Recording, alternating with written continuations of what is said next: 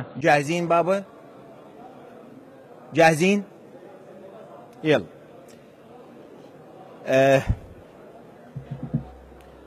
كنا ننتظر طوال السنوات الماضية تشريعات مهمة تصدر من مجلس النواب، ونحن نشتغل على هذه التشريعات المهمة. وإذا نفاجأ يوم أول من أمس بتشريع فيه مادة دخيلة لم تكن موجودة أصلا، كلجنة قانونية كنا قد حذفناها واعترضنا عليها ولدينا قرار ومحضر في هذا الأمر.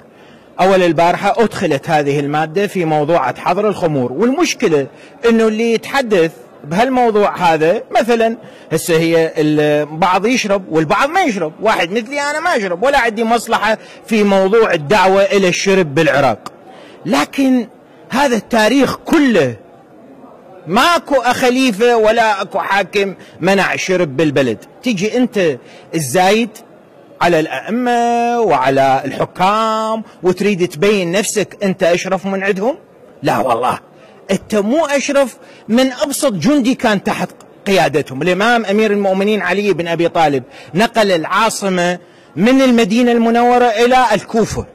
في ذلك الوقت قبل 1400 سنة كان حول الكوفة وموجودة حتى هذه اللحظة 600 كنيسة ودير ومعبد وكنيست.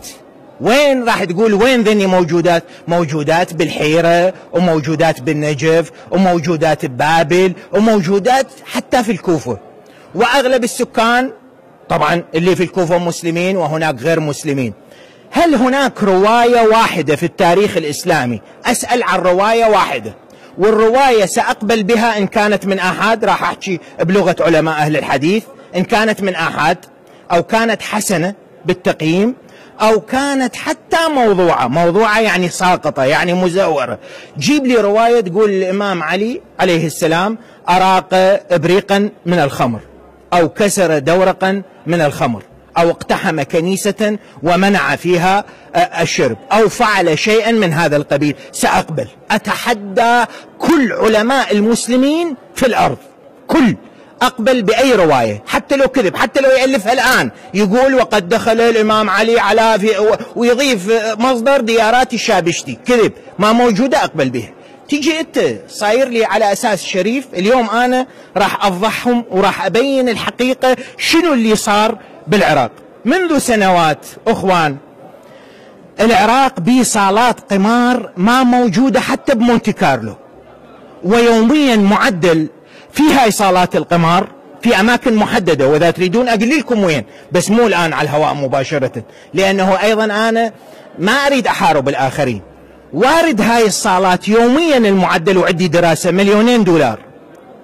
الأحزاب الإسلامية خلي أحدد، اللي تمتلك ميليشيات، اللي تمتلك أجهزة وقوات مسلحة، اللي تمتلك إمكانيات هنا بالعراق، وتحديدا خلي أخصه علنا ماكو لاعب ولا كذا، الشيعية منها. طبعا أتحدث عن البعض، ما قلت كل الأحزاب، ما قلت كل لا، واضح أنه أنا المن أعني.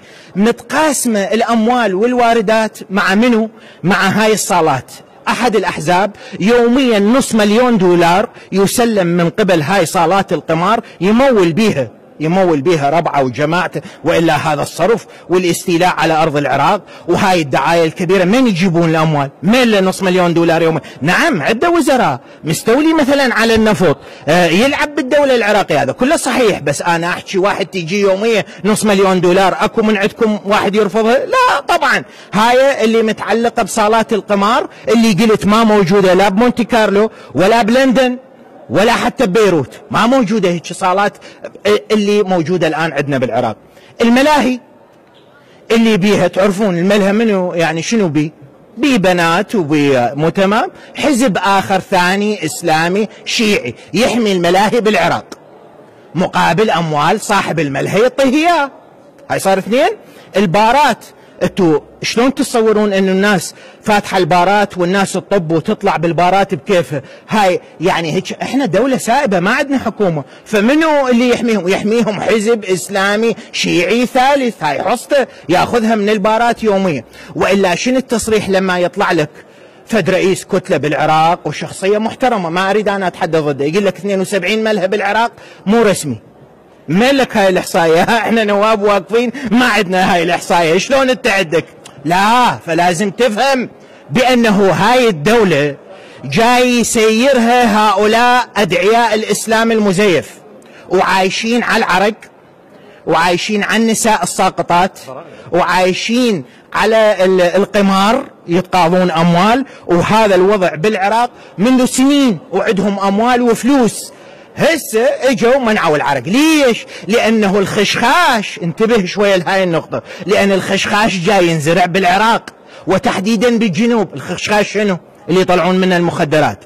بعد لانه الحبوب اللي بالملايين جاي تستورد من ايران، فاكو ناس على باب الله يوميا يدخل سيارات حبوب ومخدرات للعراق. اذا انت تشرب عرق وين تدور الحبه والتخدير؟ ما تدور هذين، انت يوميا تدور على العرق، لو تدور على البيره. ليش قوطيه البيره ببغداد ب1000 دينار، بالبصره ب5000؟ اسالكم هاي ال4000 منو ياخذها؟ ياخذها حزب اسلامي. طبعا لو مو اللياقه والادب والاحترام للساده النواب ولمجلس النواب وللشعب العراقي وانتم الحضور، كان حكيت لكم غير حكي. يعني بس اتلفظ بس كلمه واحده اللي هي ما يليق. حتى القوادون في العراق يدفعون اموال لاحزاب اسلاميه في الجنوب وبغداد. حتى يعني واحد شلون يحكي ما اعرف. وهذا الشيء نعلم به وندري وساكتين، وتجيني انت بمجلس النواب الان بهذا الظرف العصي والصعب، واللي قاتل وجاي يقدمون ضحايا، الواقفين امامكم عندهم قوات وعندهم عساكر ويقاتلون. هذا الرجل رجع من الجبهه البارحه، صار له اشهر هناك يقاتل. هذا الرجل عنده فرقه، من يتوقع اكو عنده جوزيف صلاوه فرقه تقاتل دفاعا عن العراق وضد داعش؟ اكو واحد يتوقع؟ دول مقاتلين. بهذا الظروف الحساس والحرج انت تشرع لي هيك قانون. استغليت الظروف. لو احنا ما موجودين، صار ما يتعلق بي، احنا امس ثلاثتنا ما موجودين، ما يتعلق بي، كنت باللجنه القانونيه جاي اصيغ الصياغات النهائيه لحل مجلس المفوضين للانتخابات، وقدمته وراح نقراه باذن الله، لان اكو عندنا قضايا هوايه مهمه احنا مشغولين بها. تدخل لي فقره بالاخير، ماده بالاخير، وتقول لي احضر الاستيراد. ليش؟ حتى انت من تحضره الضرائب تزداد. اخر كلمه اقول لكم اياها حتى تعرفون، هالايام واردات العرق والخمر وواردات الملاهي هالايام اللي احكي بها عن، وواردات صالات القمار قلت، مو مثل قبل 6 اشهر والعام الماضي. العام الماضي كانت مضاعفه لان فلوس ماكو فقلوا. من يمنعوا راح يصير تهريب. من يصير تهريب يتحول البطل 100 ضربه في 500 السعر، فهو راح يستفيد، هو راح يهيمن، لان عنده سلطه، عنده قوه، عنده ميليشيات، عنده سلاح، هو اللي راح يجيب لك العرق ويبيع العرق. شكرا.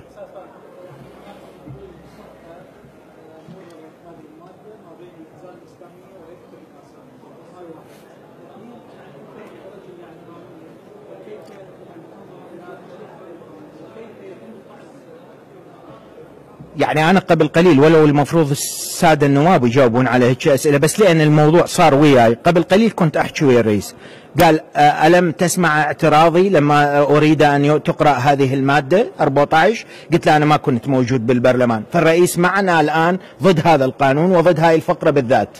أنا قبل ما أتحدث الآن بالنيابة عن السيد رئيس مجلس النواب، هو يتحدث عن نفسه وعنده ناطق إعلامي، لكن الحديث دار بيننا وهكذا. فإذا أغلب النواب مع هذا، يعني ضد الفقرة وضد هذا القانون اللي صدر. احنا ما عندنا اعتراض على قانون واردات البلدية. انتم تعرفون آخر جواب البلدية الآن بالعراق إذا هم هيك حريصين على هيك انه قانونيا قرارين لمجلس قيادة الثورة 159 و 264 هن اللي حكما المخالفات والغرامات اللي تفرضها البلديات بالعراق، وما عندنا قانون للبلديات. تعالوا نشتغل. حتى انا تحدثت مع السيد رئيس لجنة الخدمات، قلت له تريد اصيغ لك القانون اللي هو الغرامات والتجاوزات، ما لسه محكومين بقرارات مجلس قيادة الثورة. تعالوا نطلع هيك قانون مهم، مو نطلع قانون امنع ما ادري شنو عن العراق. عفوا استاذ، يعني